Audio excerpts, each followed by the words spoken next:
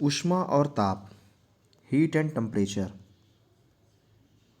Heat and temperature. ऊष्मा एक प्रकार की ऊर्जा है जो अणुओं की गतिज ऊर्जा के कारण उत्पन्न होती है। ऊष्मा क्या है? हीट एक प्रकार की ऊर्जा है, ठीक है, और उसका जो एसआई मात्रक होता है वो जूल होता है। और ताप क्या होता है? ताप में अंतर के कारण ही तो ऊष्मा का प्रवाह होता है, और ताप का एसआई मात्रक होता है केल्विन। ऊष्मा और ताप में अंतर होता है ना, तो ताप में अंतर के कारण ही ऊष्मा प्रवाह होता है। ऊष्मा अगर ज़्यादा हुआ तो ताप बढ़ जाता है, ऊष्मा कम हुआ तो ताप घट जाता है। अब नेक्स्ट बात करें अगर,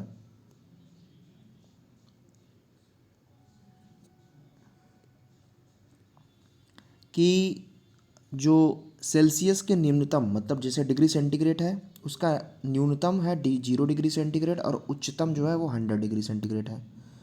केल्विन का अगर बात करें तो 273 है केल्विन और 373 है आपका ये। फ़ारेनहाइट का अगर बात करें तो 32 डिग्री फ़ारेनहाइट आपका न्यूनतम है और 212 डिग्री फ़ारेनहाइट मैक्सिमम है। एक रिलेशन है बड़ा कॉमन सा, इस पर न्यूमेरिकल कम से कम बन जाते हैं। C/5 is equal to F-32/9। याद रखिएगा, ये डिग्री सेंटीग्रेड और फ़ारेनहाइट में रिलेशन है। और डिग्री सेंटीग्रेड और केल्विन की अगर बात करें तो डिग्री सेंटीग्रेड प्लस 273 अगर मैं ऐड कर दें तो वो केल्विन दे देता है।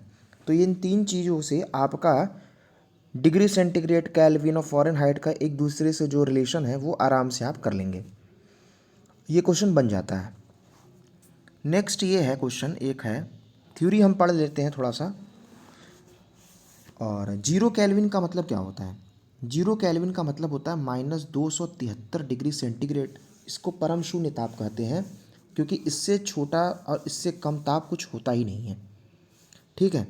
तो -273 डिग्री सेंटीग्रेड संसार का सबसे न्यूनतम ताप है।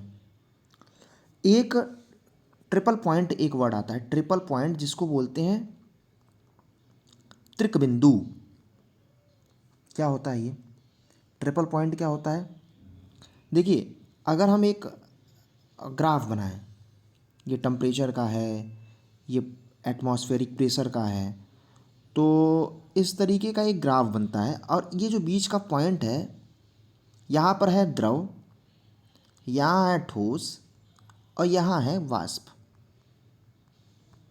ये जो पॉइंट देख रहे हैं, इस पॉइंट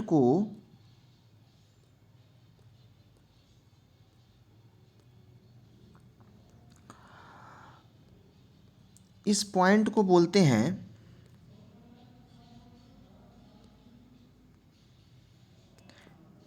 ये जो पॉइंट आप देख रहे हैं, जैसे ये हम फिर से बना दे रहे हैं, ये है आपका टेम्परेचर, ये प्रेशर है, ये ग्राफ है, ये जो पॉइंट है यहाँ पर आपका ठोस है, ये द्रव है और ये गैस है, मतलब भाप है।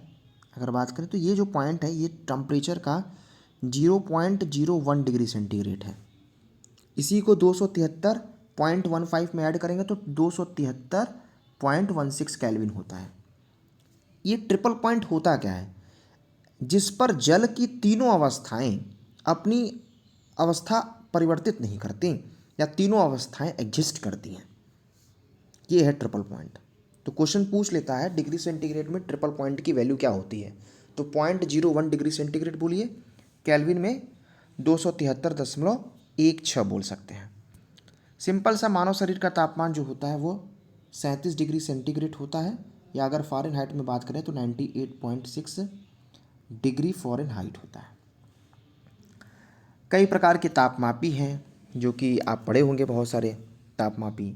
एक लिक्विड थर्मामीटर होता है, एक क्लिनिकल होता है जो कि डॉक्टर यूज करते हैं, गैस थर्मामीटर होता है, प्लेटिनम थर्मामीटर होता है, ठीक है। एक है थर्मोकपल थर्मामीटर ना, सीबेक प्रभाव पर आधारित है। सीबेक का प्रभाव क्या होता है कि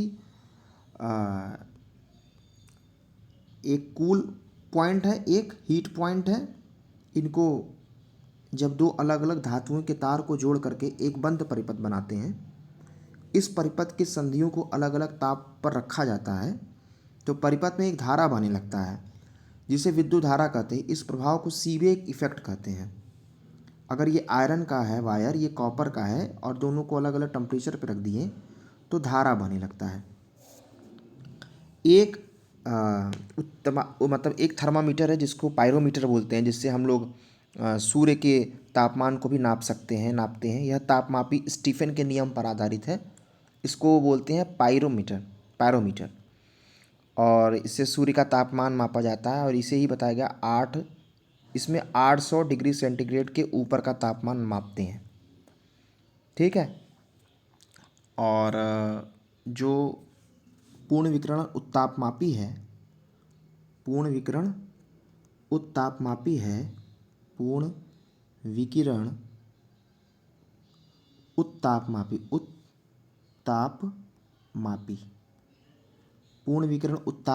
है, उसमें जो उत्सर्जित विकिरण ऊर्जा है वह परम ताप के चतुर्थ घात के बराबर होता है, या इसको ऐसे कर सकते हैं E = स्टीफन नियतांक T⁴। ठीक। ऊष्मा है तो ऊष्मा के संचरण की विधियां भी हैं, चालन विधि भी है, संवहन है और विकिरण है। 3 प्रकार की विधि हैं, चालन, संवहन और विकिरण। 3 प्रकार की विधियां हैं। चालन में क्या होते हैं, ऊष्मा का संचरण एक दूसरे के स्थान तक बिना अणुओं की गति से होता है। ठोसों में ऊष्मा का संचरण इसी से होता है। ठीक है। संवहन की अगर बात करें तो द्रव और गैसों में होता है। ठीक। नेक्स्ट अगर बात करें विकिरण में, जैसे आप देखेंगे तो सूर्य के जो ऊष्मा पृथ्वी तक पहुंच रही है वो विकिरण के माध्यम से ही पहुंच रही है। ठीक। नेक्स्ट क्वेश्चन कर लेते हैं 1-2, फिर आते हैं हम लोग, कुछ थ्योरी और है। वातानुकूलित प्लांट की क्षमता भाषा की जाती टन में बताते हैं। जैसे आप ये भी देखे होंगे, जब आप AC खरीदने जाइए या रेफ्रिजरेटर तो टन में नापता है। ताप का SI मात्रक केल्विन है। पीजो इलेक्ट्रिक प्रभाव में विद्युत का उत्पादन दाब द्वारा करते हैं। ठीक है। दूर की वस्तुएं जैसे सूर्य आदि का ताप किस तापमापी से, तो पूर्ण विकिरण उत्तापमापी, अभी हमने आपको बताया। ठीक। विकिरण पायरोमीटर में कितना तापमान मापा जाता है, तो 2 अधातु, नहीं, इनमें से कोई नहीं। सूर्य का तापमान नापने के लिए तो पायरोमीटर। ठीक है। और सेल्सियस का जो टेम्परेचर है जल के क्वथनांक से, उस हिसाब से 100 से 0 डिग्री सेंटीग्रेड होता है। पूर्ण चालक के लिए ऊष्मा की चालकता का मान अनंत होता है।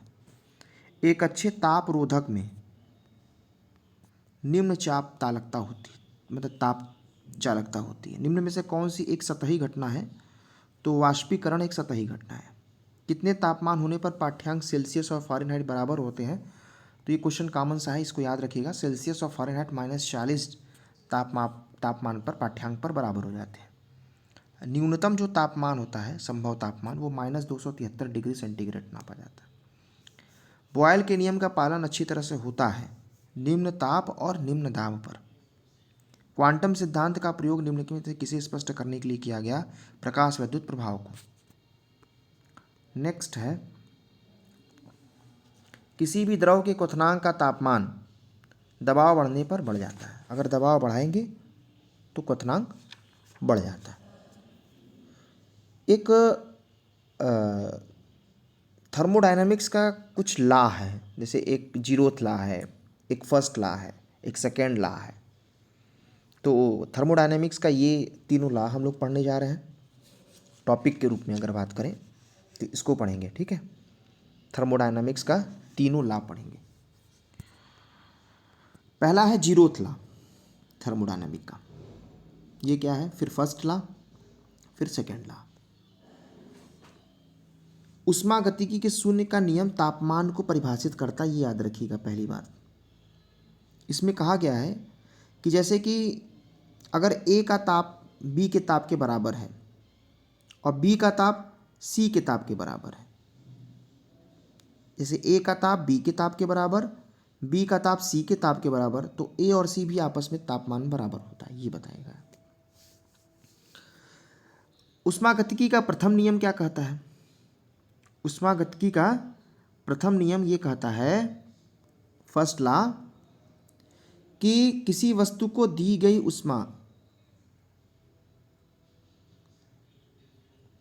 किसी वस्तु को दी गई ऊष्मा से वह वस्तु या वह मशीन दो कार्य करता है। पहला कार्य अपनी आंतरिक ऊर्जा और दूसरा आंतरिक ऊर्जा में वृद्धि, दूसरा क्या करता है? कार्य करता है, बाह्य कार्य करता है।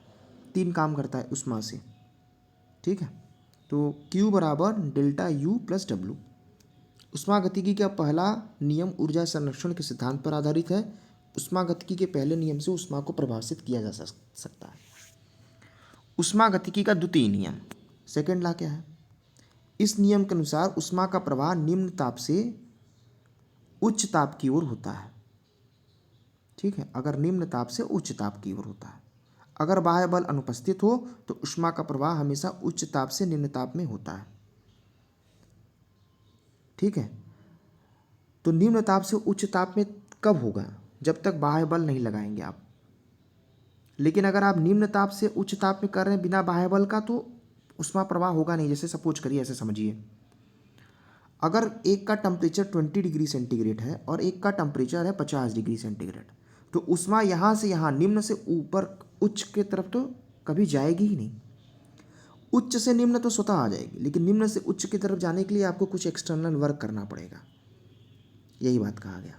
और एक बात और कहा गया है सेकेंड लॉ में, कि किसी भी मशीन की जो इफ़िशियंसी है 100% से कम होती है, यही बात कही गई, ठीक। एक वर्ड है ब्लैक बॉडी। ब्लैक बॉडी ये क्या है? जिसको हिंदी में बोलते हैं कृष्ण पिंड।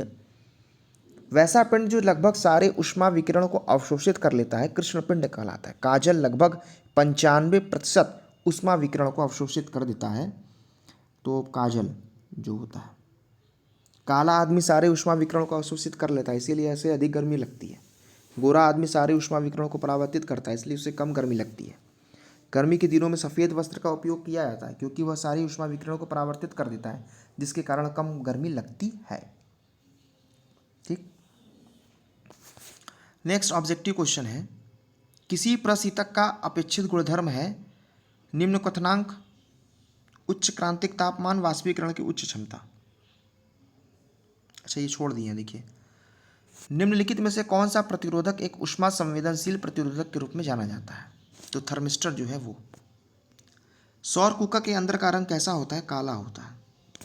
वह तापमान क्या कहलाता है जब एक ठोस वस्तु वायुमंडलीय दबाव पर पिघल करके द्रव बन जाती है? उसको बोलते हैं गलनांक। वह तापमान को क्या कहते हैं जब वायुमंडलीय दाब पर द्रव उबलने लगता है?